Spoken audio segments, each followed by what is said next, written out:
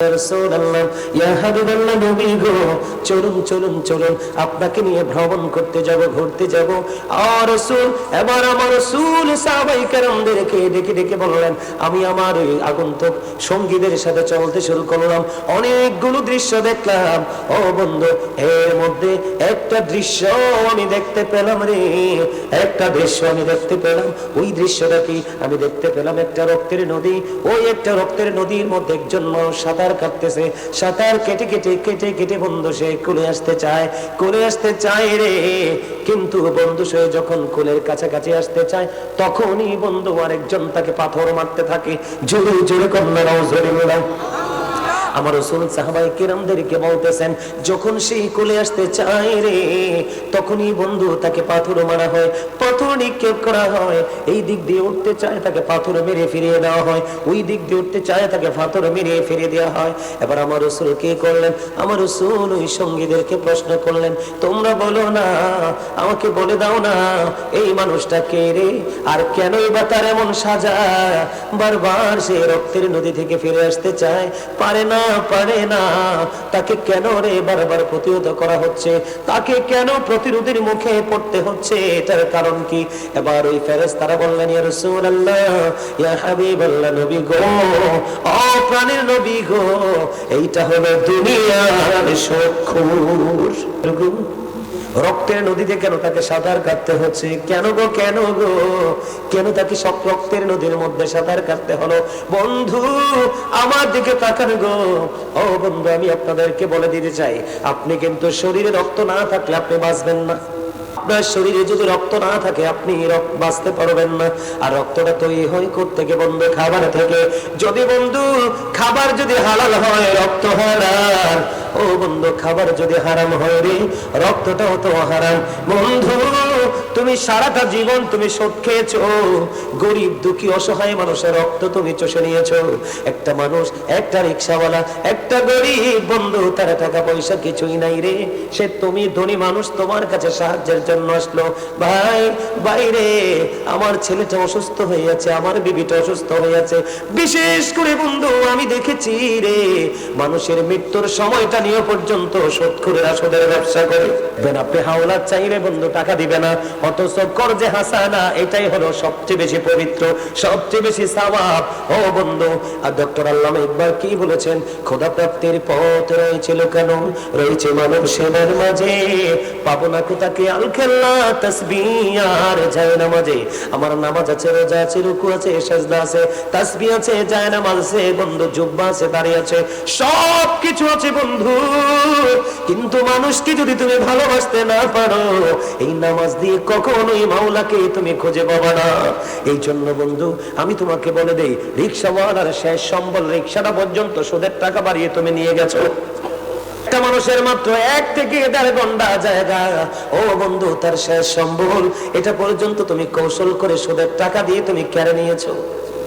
তুমি তো তা সুদের টাকা খাওনি, তুমি গরিবের রক্ত চষে নিয়েছো। জোরে জোরে কন্যা নাউজুবিল্লাহ। বন্ধুরে আমার, আপনাদের এই বড়রা ধনেশ্বরে সুদখোর আছে কিনা আমি জানি না। বন্ধু আমার জীবনে সুদখোর কত ভয়ঙ্কর, সুদখোর কত নির্মম আমি দেখতে পেয়েছি রে বন্ধু। তুমি যদি কারো কাছে, তোমার কাছে যদি কেউ একটা ডালা পায়, কয়টা ডালা? একটা ডালার পরিমাণ সমান, একটা ডালা পরিমাণ হক যদি কেউ তোমার কাছে পাওনা থাকে, ও বন্ধু তুমি জান্নাতে যেতে পারবে না। আমি তোমাকে বলে দিতে চাই, আমার রাসূলকে ডাকা হলো, ইয়া রাসূলুল্লাহ, ইয়া হাবিবাল্লাহ, নবী গো, ও নবী, উনি ইন্তেকাল করেছে একজন, তার জানাজা পড়াতে আসেন। এবার আমার রাসূল বললেন, সে কি কারো কাছে ঋণী আছে কিনা খেয়াল করেন, খেয়াল করেন। আমার রাসূল বললেন, তার কাছে কেউ টাকা পাবে কিনা? তখন বলল, নবী গো, সে মাত্র একটি দিরহাম ঋণী আছে গো। আমার রাসূল একটা দিরহাম দিয়ে বললেন, আমি নবীও যদি তার জানাজা পড়াই রে, এই জানাজা পড়ানো দিয়ে কোনো ফায়দা হবে না। ইয়া রাসূলুল্লাহ, ইয়া হাবিবাল্লাহ, নবী গো, ও প্রাণের নবী, কেন গো, কেন গো?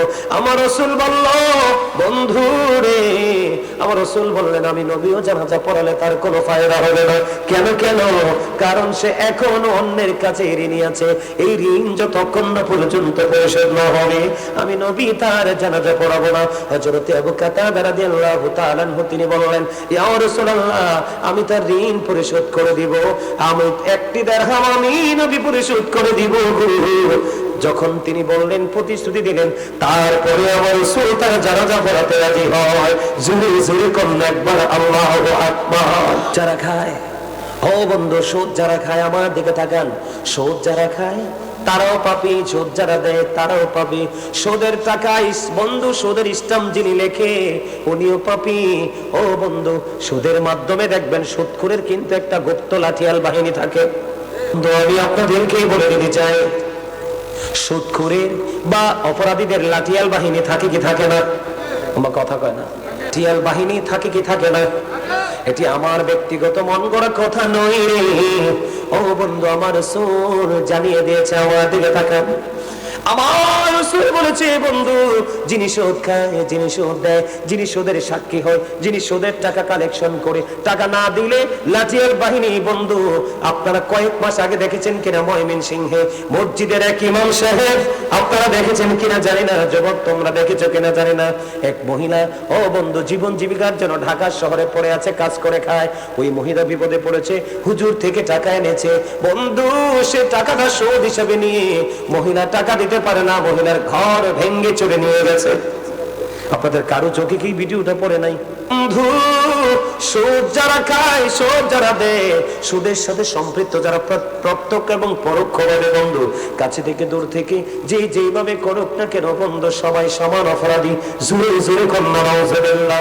দেখবেন বন্ধু, সুদখোর যারা যারা সুদের টাকা খায়, আপনি তাদের কাছে টাকা হাওলা চাইলে কিন্তু পাবেন না। বলবে, বাইরে ভাই আমার কাছে টাকা নাই। এলাকার মধ্যে কিছু দুষ্ট নারী থাকে, বিদেশে আছে, অথবা স্বামী ভালো টাকা ইনকাম করে কিছু টাকা আছে, টাকা বাড়ানোর জন্য সে সুদে টাকা লাগায়।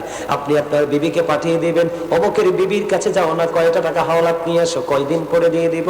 সে বলবে, গো আমার কাছে কোনো টাকা নাই। কিন্তু পরের বার যখন আপনি ফিরে যাবেন, ওখানে গিয়ে যখন বলবেন, গো তোমাকে মাস শেষে আমি একটু ইন্টারেস্ট দিব, দেখবেন টাকা বলবে আমার কাছে নাই, আমার বড় বোনের কাছে আছে।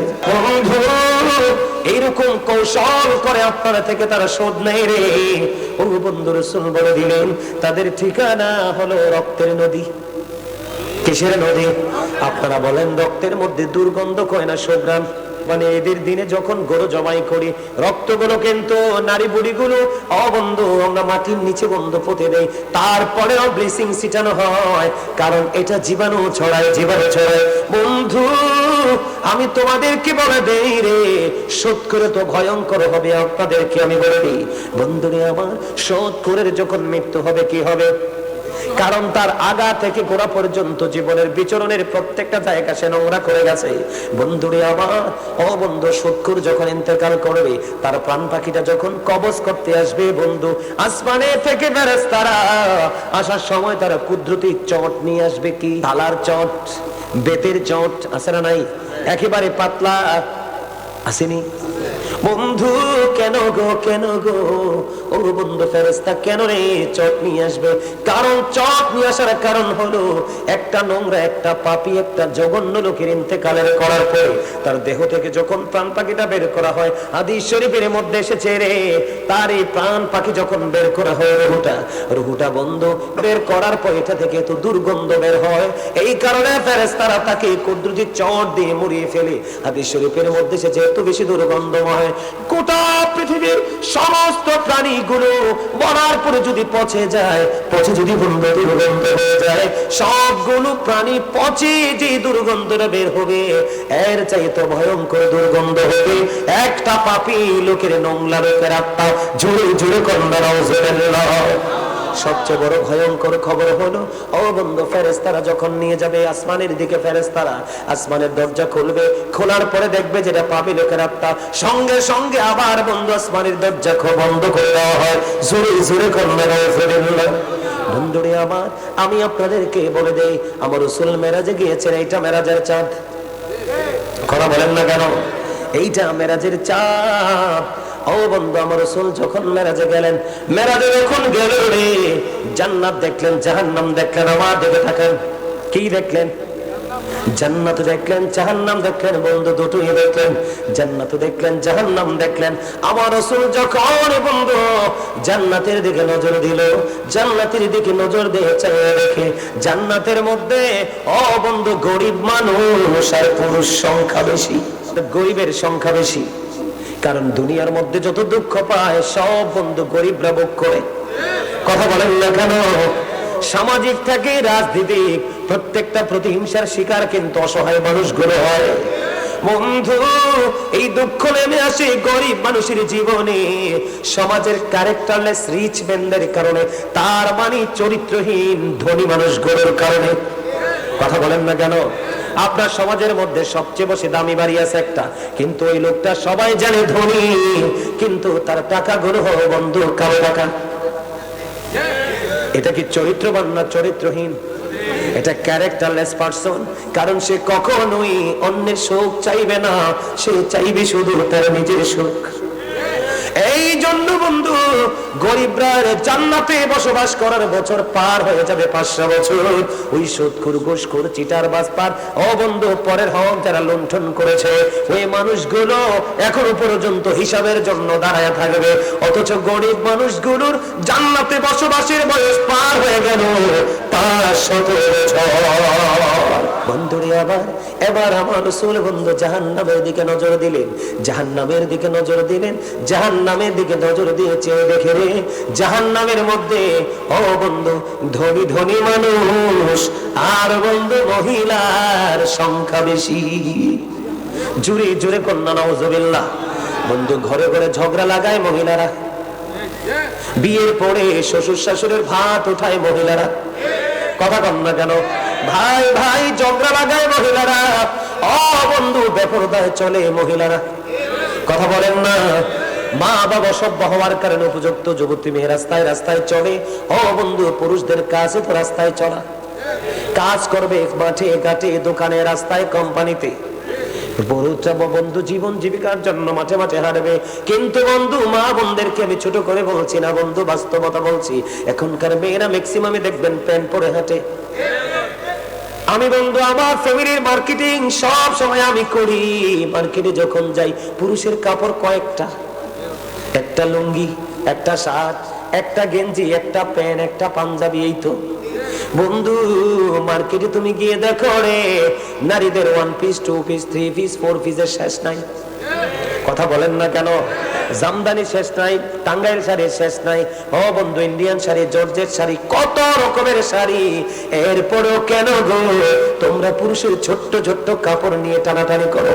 বন্ধু সব জায়গায় গেলে দেখবেন সব নষ্টের মূল বন্ধু মহিলারা।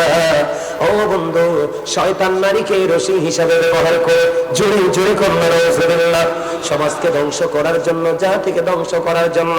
আমার রাসূল যখন দেখলেন জাহান্নামের দিকে, বলে হুজুর পুরুষরা কি দোয়া তুলসী পাতা? না না না, ক্যারেক্টারলেস পুরুষও আছে রে। বন্ধু কিছু জায়গায় পুরুষ, কিছু জায়গায় নারী, তবে নারীদের দ্বারাই সবচেয়ে বেশি ক্ষতি হয়। কথা বলেন না কেন? আমার রাসূল যখন বন্ধু জাহান্নামের দিকে নজর দিলেন, জাহান্নামের দিকে নজর দিয়ে চাইয়া দেখলেন ধনী ধনী মানুষ আর মহিলার সংখ্যা বেশি। এবার আমার রাসূল কি করলেন? এই দিকে তাকান, দেখে দেখান, এক একটা মানুষের পেট দেখলেন এক একটা ঘরের মতো বড় বড়। কিসের মতো? ঘরের মতো বন্ধু, বড় বড় সুদখোর। বন্ধু আপনারা দেখবেন যারা হারাম খায় তারা বেশি মোটা হয়। কথা কয় না কেন? বিশেষ করে যারা বন্ধু সুদ খায় রে, ওই মানুষগুলো ম্যাক্সিমামই বন্ধু কি হয়? মোটা মোটা হয়। আর যেইটা দেখবেন চিকনা, এটার ভিতরে আছে 182টা রোগ। কথা কয় না কেন? যেইটা দেখবেন চিকন, বলে হুজুর আপনার কথা তো ঠিক নাই, আমি প্র্যাকটিক্যালি অভিজ্ঞতা থেকে বলছি বন্ধু, যেইটা দেখবেন চিকনা এইটা মনে করবেন অনেক বেশি রোগাক্রান্ত। বন্ধু আর একটা দেখবেন ভিতরে কোন রোগ কম রে, বন্ধু এটা শুধু ফুলতে থাকে বেলুনের মতো। এটা হলো অবৈধ বডি, নাপাক বডি, অবন্ধ অভিশপ্ত বডি। কেন বললাম? হাদিস শরীফ থেকে প্রমাণিত। আমার আপনার প্রাণের রাসূল যখন বন্ধু জাহান্নামের দিকে নজর দিলেন, এক একটা মানুষের পেট দেখলেন এক একটা ঘরের মতো বড় বড়। এবার প্রশ্ন করলেন, ভাই জিবরাইল, জিবরাইল বলো না, এই যে ঘরের মতো বড় বড় পেট, এরা কারারে, এরা কারারে? আমার জিবরাইল একটু উত্তর দিলেন, ইয়া রাসূলুল্লাহ, ইয়া হাবিবাল্লাহ, নবী গো, ও প্রাণের রাসূল, এরা হলো দুনিয়ার সুদখোর। জোরে জোরে কন্যা নাউজুবিল্লাহ।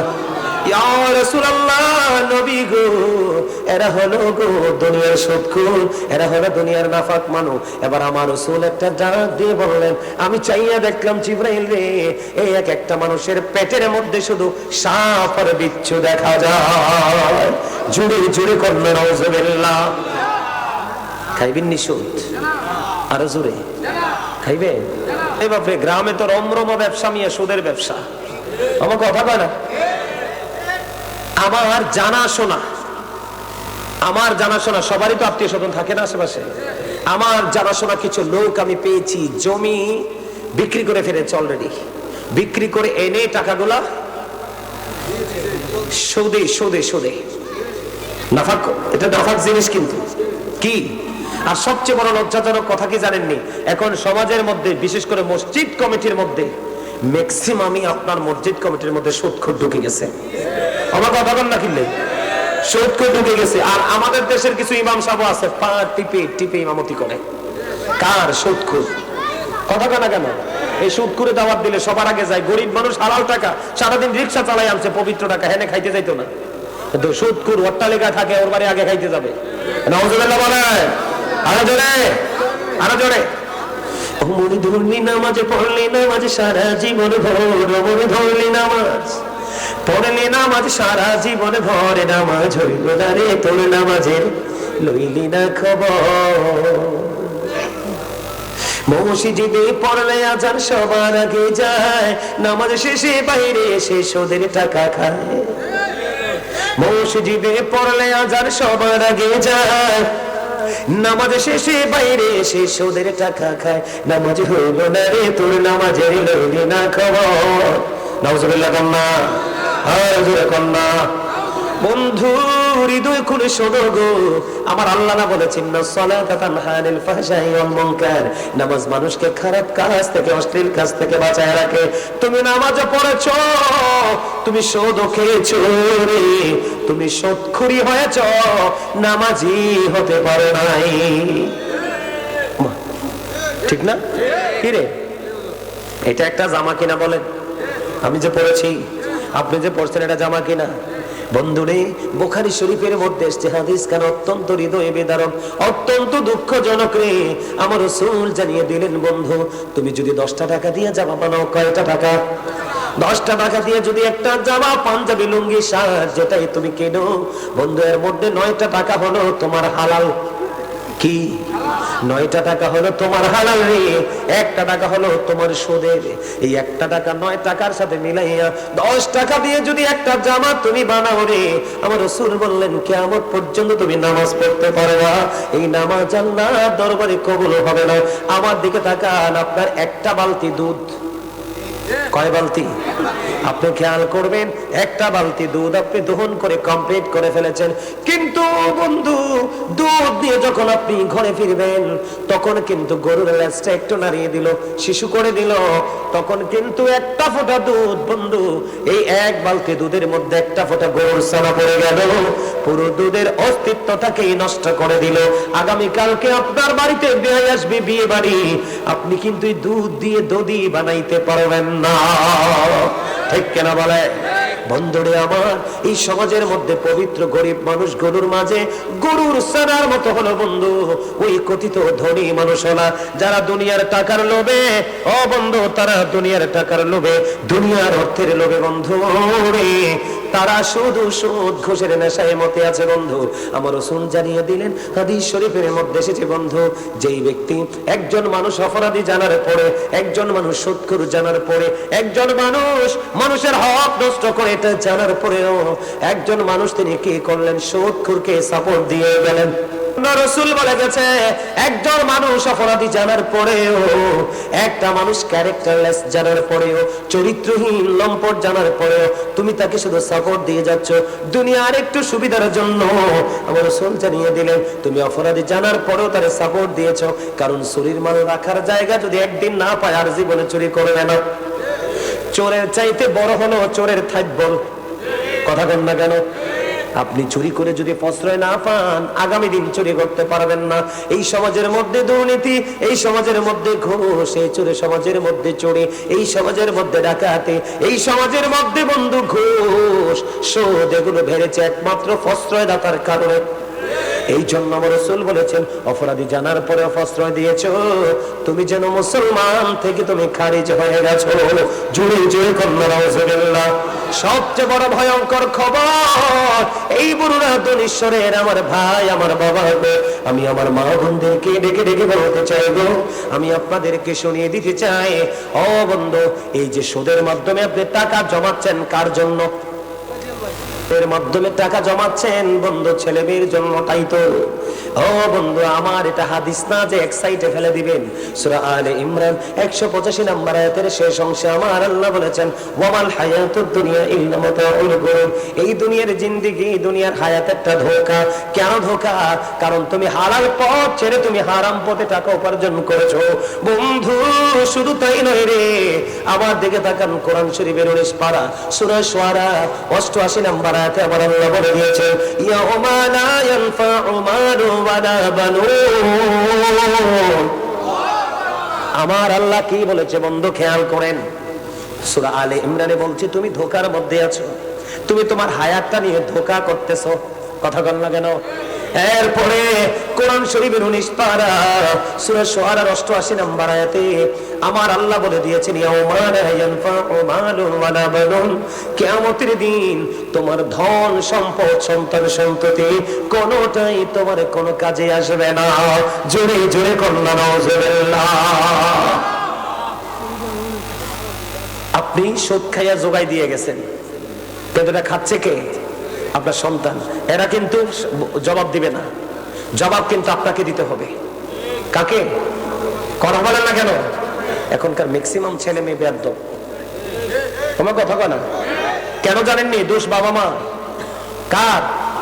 আরো জোরে বলেন, দোষ কার? আরো জোরে। দোষ বাবা মার। আমি আজকে একটু বাবা মার দায়িত্ব কর্তব্য নিয়ে আমি একটু কথা বলবো। কথা কোনো দরকার আসেনি? একবারে নষ্ট হয়ে গেছে পুরো দেশ। শুধু আপনাদের বড়রা দনীশ্বর না, সারা বাংলাদেশের একই অবস্থা। এক এক জায়গায়, এক এক জেলা, প্রতিদিনই এক একটা জেলায় যেতে হয়, এক একটা থানায় যেতে হয়। প্রতিদিনই দৌড়াচ্ছি, প্রতিদিনই দেখতে পাচ্ছি নতুন নতুন বিপর্যয়। জোরে কোন নাউজুবিল্লাহ। আরে আরো জোরে বলেন না নাউজুবিল্লাহ। তাহলে সুদ খাবেননি, সুদের টাকা দিয়ে জামা কিনবেননি, সুদখোরকে সাপোর্ট দিবেননি। আরো জোরে। মসজিদের সভাপতি হোক, সেক্রেটারি হোক, মোতোয়াল্লি হোক, আর যেইটাই হোক, সুদখোর যদি হয় ফিটা দিবেননি? দিবেননি? সে একজন, কয়জন? আর আপনারা সমাজে আছেন 99 জন। কতজন? একযোগে সবাই তাকে বয়কট করবেন। আর যে ইমাম সাহেব দেখবেন সুদখোরের পা টিপে, বেতনটার লাগে, ভালো খাওয়ানোর লাগে, এটার একবার টোটালি কি করে দিবেন? এই আমার দিকে তাকান। যেই ইমাম সাহেব কোন ব্যক্তির উপরে ডিপেন্ড করে ইমামতি করে, তার নামাজও হবে না, মুসল্লিদের নামাজও হবে না। প্রত্যেকটা মসজিদের ইমাম সাহেব যদি কি হতো, সচেতন হতো, কি হতো? আরো যেরকম আমার জীবনে যতগুলো মসজিদে নামাজ পড়াইছি, আমি কারো বাড়িতে এক গ্লাস পানিও খাই নাই। আপনারা জানেন কিনা জানি না, এটা কারো বাড়িতে আমি এক গ্লাস পানি আমার জীবনে ইমামতির বয়সে খাই নাই। কারণ আমার জীবনে পাঞ্জেখানার ইমামতি করতে হয় না, নিজের বাড়ির মসজিদে নামাজ পড়াইতাম, আজান দিতাম। কিন্তু যত জীবনে দায়িত্ব পালন করেছি, জুমা এগুলাই দায়িত্ব পালন করেছি। জীবনে কেউ বলতে পারবে না যে গাজী সুলাইমান আল কাদরি ইমামতি করতে এসে কারো বাড়িতে কোনোদিন খাবার খাইছে। আমি বলছি আপনি আমার দোয়ার জন্য নিয়ে যান, আপনি 1 ঘন্টার জায়গায় 1 ঘন্টা 20 মিনিট বসে থাকবো, কিন্তু খাবারের কথা কইলে আমি, কারণ সাইয়্যিদুল আইয়াম, শ্রেষ্ঠ দিন হলো জুম্মার দিন, ফ্রাইডে। আমার রাসূল বলেছেন, আল জুমআতু ইলাল জুমআ, এক জুমা থেকে আরেক জুমার মাঝখানে যে গ্যাপে যে গুনাহ হয়, দুই দিকের জুমার কারণে একটি সপ্তাহের গুনার কাফারা হয়ে যায়। আমি কিভাবে বুঝবো এটা সুদখোরের ঘর না ভালো মানুষের ঘর? কথা বলেন না কেন?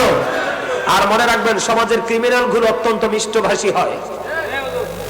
সমাজের ক্রিমিনাল গুলো, অপরাধী গুলো অত্যন্ত মিষ্টভাষী হয়। আর যারা সত্যবাদী তারা কিন্তু কখনো রাগ কখনো খুশি। কথা বুঝে না? যে দেখবেন আপনার লোক হিসাবে বলছে না, রাগ হয়ে গেছে, একদম হট হয়ে গেছে, মনে করবেন এটাই সলিড লোক। আর যেটা দেখবেন অপরাধী বলার পরেও মিষ্টি মিষ্টি হেসেছে, মনে করবেন এটা ধারালো তলোয়ার। কথা বল না কেন? আমার যে ওয়াজগুলো এক একটা লাইন ব্রেইনে সেটআপ দিয়ে বাস্তব জীবনে চলেন, একটা একটা করে হারে হারে আপনি প্র্যাকটিক্যালি প্রমাণ পাবেন। এতক্ষণ এই কথাগুলো বললাম, আমরা ইসলামের রঙে রঙিন হতে পারিনি, রাসূলকে ফলো করতে পারিনি, এজন্য। কথা বলেন না কেন? এবার আসেন, এই সুদ দিয়ে ওয়াজ করব না, বেশি করলে ভুলে যাবেন। যেটুকু করছি মনে থাকবে তো? আরো জোরে, আরো জোরে। বন্ধু আমার দিকে তাকান, এবার আমি আপনাদেরকে কি বলে দিতে চাই। বন্ধু, এই সমাজের মধ্যে বন্ধু বাবার বাড়ির সম্পদ নিয়ে মারামারি কাটাকাটি শুরু হয়ে গেছে, খুনোখুনি হয়ে গেছে। আমাদের দেশে অনেক বাবা মা আছে, একটা ছেলের একরকম দেখে আর একটার আরেক রকম দেখে। আমার কথা কয় না? আপনাদের ধনেশ্বরে নাই, এই জন্য আপনারা জি কন্যা। আমার ধনেশ্বরও আছে। ওমা ওমা মা, এই যে ওয়াজ করলাম, আরে কোনো মায়ের গুনি ধরি, আরে কথা কন না। হ্যাঁ কি আরে হিরা দিবনি দিত নো ওয়াজ করতাম নি একখানা। হ্যাঁ হ্যাঁ করতাম নি, আলহামদুলিল্লাহ। আরে মারতো নো তো, আর মারতে এলে ধরবেন নি? আরে মারলে মারুক মিয়া, আল্লাহর মায়ের হচ্ছে বড় কঠিন মায়ের। ঠিক কিনা বলেন? জাহান্নামী, পাপী, অপরাধী, ক্যারেক্টারলেস, এদেরকে পিটানোর জন্য যেই হাতুড়িটা বানাইছে, জাহান্নামে পিটানোর জন্য যে হাতুড়িটা, এই হাতুড়িটা যদি পৃথিবীর জমিনে ফালানো হয়, মানুষ জিন সারা জীবন চেষ্টা করলো, গোটা পৃথিবীর মানুষ জিন চেষ্টা করলো, 1 সেকেন্ডের জন্য উঠাতে পারবে না।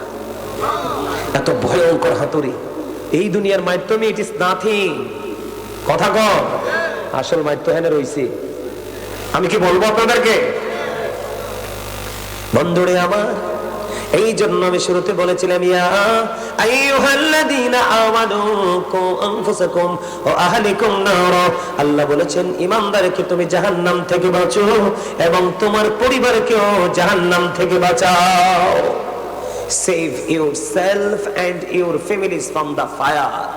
আল্লাহ বলেছেন তুমি জাহান্নাম থেকে বাঁচো, তোমার পরিবারকেও জাহান্নাম থেকে বাঁচাও।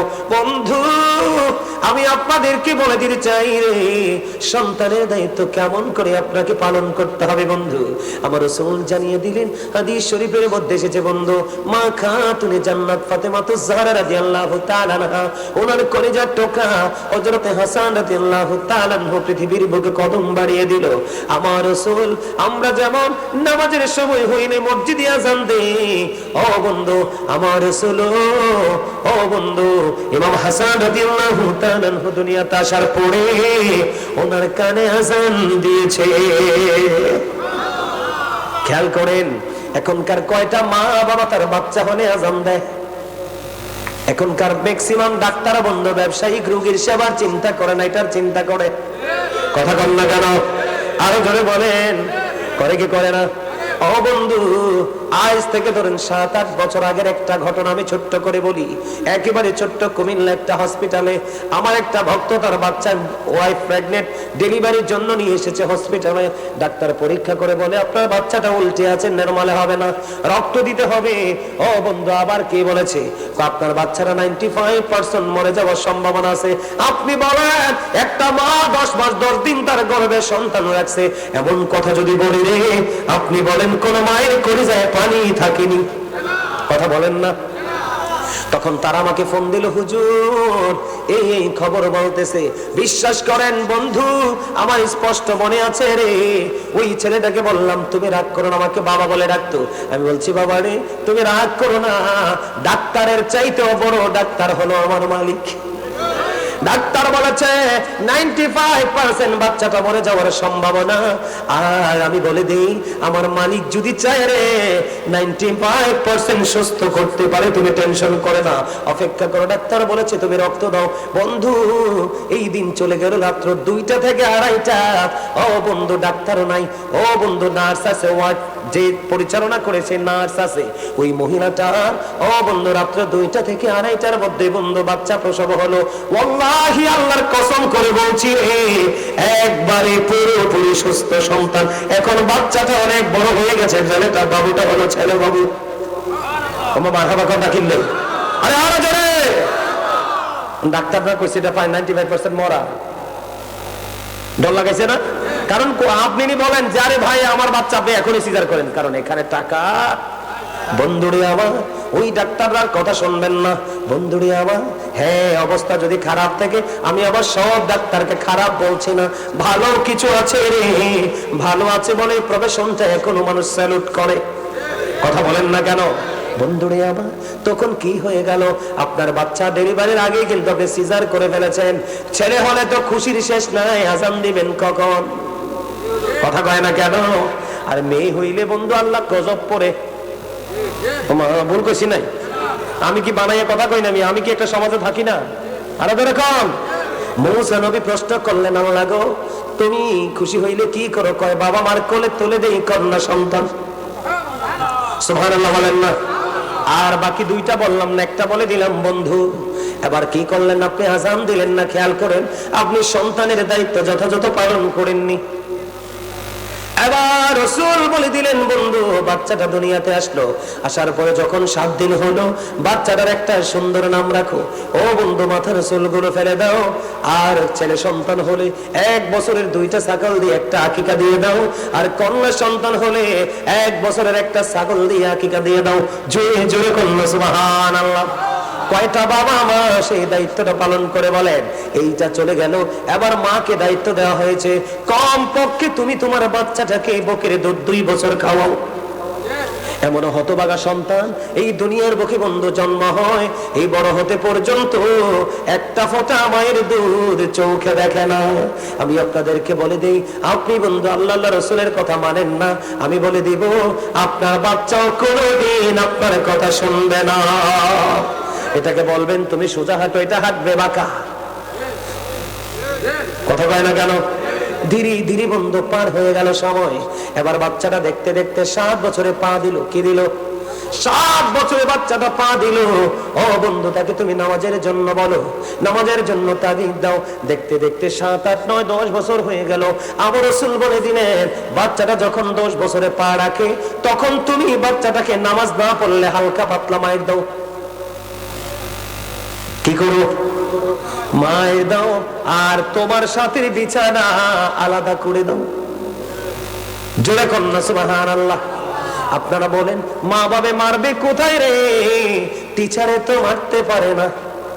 এখন হুজুররা মারলে হুজুরদের বিরুদ্ধে মামলা হয়, উগ্রবাদী বলা হয়। ঠিক কেনা বলায়? আরো জোরে বললাম নি কোনো? বন্ধু আপনার ছেলেটা বড় হলো রে।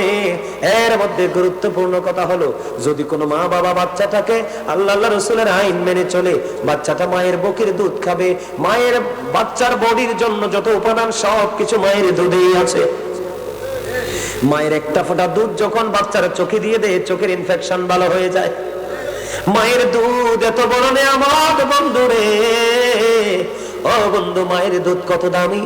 ও মা তুমি কেন তোমার সন্তানকে দুধটা খাওয়াও না? বন্ধুরে আমার, মায়ের এক পাগল সন্তান খেয়াল করেন। মা অসুস্থ, খানায় কাবা তাওয়াফ করতে চায় কিন্তু হাঁটতে পারে না। মায়ের এই পাগল ছেলে মাকে কাঁধে নিলেন, কাঁধে নিয়ে বন্ধু 7 বছর পর্যন্ত খানায় কাবা তাওয়াফ করালেন। 7 বছর খানের কাবা তাওয়াফ করানোর পরে সাদিকুত তাইয়ার নামক এক আবেদকে ডাক দিয়ে প্রশ্ন করলেন, আমি আমার মাকে 7 বছর পর্যন্ত খানায় কাবা তাওয়াফ করিয়েছি, আমার মায়ের দুধের ঋণ শোধ হইছে নি? ওই সাদিকুত তাইয়ার একটা ডাক দিয়ে বলে, তোমার হায়াত যদি 50,000 বছর হয়, তুমি যদি 50,000 বছর মাকে কাঁধে করে ছড়াও, তাহলে মায়ের একটা রাতি দুধ পানির ঋণ শোধ হবে না। মা এত দামি। সুবহানাল্লাহ বলেন না? আরে আরো জোরে। মা দুধ খাওয়ানোর দরকার আসেনি? এদিকে তাকান। এবার আপনার ছেলেটা যখন মায়ের দুধ পান শুরু করলো, আপনি বাবা, আপনি চুরি করতে পারবেন না। মানুষের গাছের জিনিস চুরি করে বিবিকে খাওয়াতে পারবেন না। রাতের অন্ধকারে পরের হক মেরে খাওয়াতে পারবেন না। কারণ বন্ধু আপনি যখন বিবিকে হারাম খাওয়াবেন, দুধও কিন্তু বাচ্চার পেটে হারামই ঢুকবে।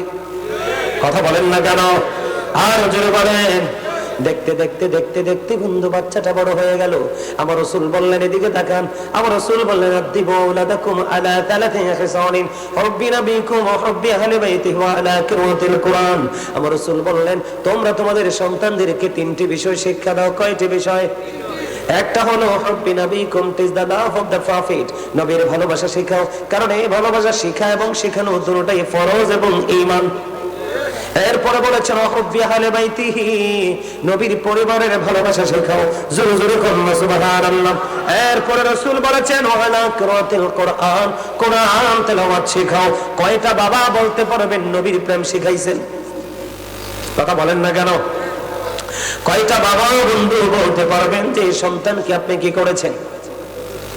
নবীর প্রেম শিখিয়েছেন, আহলে বাইতের প্রেম শিখিয়েছেন, কোরআন তেলাওয়াত শিখিয়েছেন। শিখাননি কেমন করে শিখাবেন? কারণ আপনি তো হারাম পথ, দুনিয়ার অর্থ নিয়ে পাগল। কথা বলেন না কেন? আমি কি ভুল কথা বললাম? ও বন্ধু, আপনি তিনটা বিষয় শিক্ষা দিবেন রে। আর এই শিক্ষা দেওয়ার পাশাপাশি আল্লাহ রাসূল বলেছেন ধন দৌলত টাকা পয়সা সব কিছুর চাইতে বড় সম্পদ হলো সত্য সন্তানকে পবিত্র অপবিত্র এবং ন্যায় পরায়ণতা শিক্ষা দেওয়া। সবচেয়ে বড় সম্পদ হলো বাবা মার পক্ষ থেকে সন্তানকে সুশিক্ষা দেওয়া, যেই শিক্ষা সন্তানকে কোনটা ভালো কোনটা মন্দ আইডেন্টিফাই করতে পারবে। কথা বলেন না কেন? আমার কথা বুঝতে পারছে? এবার আসেননি? ও বন্ধু আমার দিকে তাকান। বাবা মা, আমাদের সমাজের মধ্যে অনেক বাবা মাকে দেখা যায় সন্তানের সম্পদ বন্টনের ক্ষেত্রে সমতা বজায় রাখে না। আমার কথা বল না দিলে আছে না নাই? আরো জোরে। একটারে সব দিয়ে দেয়, একটারে একদম ভালোটা দিয়ে দেয়। কথা বল না কেন? আরেকটা এমনিতেই দুর্বল, ইনকাম করতে পারে না, এইটাকে নিয়ে বন্ধু পাহাড়ের কিনারায় দিয়ে দেয় অথবা নদীর কিনারায়। আমি ওই দিকে যেতে চাই না। এক কথায় সব কিছু বুঝে নেবেন বন্ধু। আপনার যে সম্পদ আছে রে, আপনি যেহেতু তাকে জন্ম দিয়েছেন, কে করেছে? আপনি তাকে জন্ম দিয়েছেন, আপনি তাদের জন্মদাতা পিতামাতা। ও বন্ধু, আপনি তাকে আপনার সম্পদের ক্ষেত্রেও আপনি তাদেরকে সমান করে বন্টন করে দিতে হবে। কি করে? একটা ছেলেকে বেশি, একটা ছেলেকে কম, একটা মেয়েকে বেশি, একটা ছেলেকে একটা মেয়েকে কম, এমন করা যাবে না। তবে হ্যাঁ ও বন্ধু, পৃথিবীর বাবা মার কাছে বড় সন্তান এবং সবচেয়ে ছোট সন্তান থাকে সবচেয়ে প্রিয়। কথা বলেন না কেন? কারণ বড়টা তাদের জীবনে অন্ধকার জীবনে আলোর দিশা দিয়েছে। বন্ধুরে আমার, যাদের প্রথম বাবা হয়েছেন, যিনি প্রথম মা হয়েছেন, তিনি বুঝতে পারে প্রথম সন্তান কোলে নেওয়ার স্বাদ রাজে কেমন। বন্ধু, যদি আরো 10টা সন্তান হয় আপনার, কিন্তু প্রথমটার মতো কাউকে ভালো লাগবে না। একটু 19-20 আছে, কথা কয় না? আছে না নাই? এরপরে দেখবেন আপনি প্রস্তুত ছিলেন না, কিন্তু আল্লাহ আপনাকে আরেকটা সন্তান দিয়ে দিয়েছে বন্ধু। আশেপাশের মানুষ বলেছে তোমার বয়স হয়ে গেছে। কি হয়েছে? আশেপাশের মানুষ বলছে তোমার বয়স হয়ে গেছে, বাচ্চাটা তুমি নষ্ট করে দাও। ও বন্ধু, রাসূল বলেছে না না না রে, তুমি খাওয়াতে হবে। লোকে বন্ধু বলবে এই জন্য তোমার গর্ভের সন্তানকে তুমি হত্যা করো না। কোটি কোটি টাকা খরচ করে সন্তান মেরে না। ও বন্ধু, তুমি যদি সন্তানকে মুলুকের কথার চিন্তা করে বাচ্চাটাকে যদি তুমি মেরে ফেলো, তোমাকে কাল হাসরের দিন হত্যাকারী হিসাবে চিহ্নিত করা হবে। জোরে কন্যা নাউজুবিল্লাহ। তাহলে সম্পদের ক্ষেত্রে কি করতে হবে? কথা কয় না? কি করতে হবে? আর যদি আর বাবা মা যেটা করে এটার বাইরে সন্তান যেতে পারে না। কথা বলেন না কেন? আরো জোরে। কি? আমার কথা কয় না? এবার আপনারা বলবেন হুজুর, বাবা মা সমান ভাগ করবে, আপনারা সন্তানেরা কি করবেন? আমার রাসূল বলেছে বাবা মা যেটাই করুক বন্ধু তারা করবে রে, তবে ম্যাক্সিমাম বাবা মাই সন্তানকে সমান দিয়ে যেতে চায়। 2-4টা বাবা মা আছে ব্যতিক্রম, এটা আমি এক সাইডে রেখে দিলাম। কিন্তু বন্ধু, দুনিয়া তো উল্টে গেছে, ম্যাক্সিমাম সন্তানই বাবা মার কলিজায় আগুন দেয়। কথা বলেন না কেন? এই বাংলাদেশে বন্ধু, বাংলাদেশে বৃদ্ধাশ্রমের ইতিহাস খুঁজে দেখেন আপনি, বৃদ্ধাশ্রমের ইতিহাস খুঁজে দেখেন, কোন মেয়ে কোনদিন বাবা মাকে বৃদ্ধাশ্রমে দেয় নাই। দুনিয়াতে যত নষ্ট ছেলে আছে তারাই বন্ধু বাবা মাকে বৃদ্ধাশ্রমে দিয়েছে। ঘটনা না কেন? আমার রাসূল জানিয়ে দিয়েছেন, আমার দিকে তাকান, তোমাকে যদি তোমার বাবা মা তার স্থাবর অস্থাবর সকল সম্পত্তি থেকে যদি কি করে বঞ্চিত করে দেয়, তোমাকে যদি বন্ধু ঘর থেকে বের করে দেয়, তারপরেও তুমি তোমার বাবা মার বাধ্য হইও না। একজন প্রশ্ন করলেন, ইয়া রাসূলুল্লাহ, আমার বাবা আমার উপার্জিত সম্পদগুলো নিজের মতো করে খরচ করতে চায় গো নবী, আমি এখন কি করব? আমার রাসূল বললেন, শুধু তোমার উপার্জিত সম্পদ নয়, তুমি নিজেও তোমার বাবার সম্পদ। হিসাব কি বুঝতে পারছেন নি? আরো যারা বলেন, এদিকে তাকান। কন্যা সন্তান হলে বন্ধু অভিশাপ মনে করবেন না। যেই বাবার 3টা কন্যা সন্তান হাদিস শরীফের মধ্যে এসেছে, তার জন্য 3টা জান্নাত। যেই বাবার 2টা কন্যা সন্তান, যে মায়ের 2টা কন্যা সন্তান, তার জন্য 2টা জান্নাত বরাদ্দ। এবার হাদিসের রাবী বললেন, আমি আমার রাসূলকে একটা কন্যার কথা জিজ্ঞেস করিনি, আমার মনে হয় রে, আমি যদি একজনের কথা জিজ্ঞেস করতাম তাহলে আমার নবী বলতেন যে একটা বাবা মার একটা কন্যা সন্তানের বাবা মার জন্য একটা জান্নাত।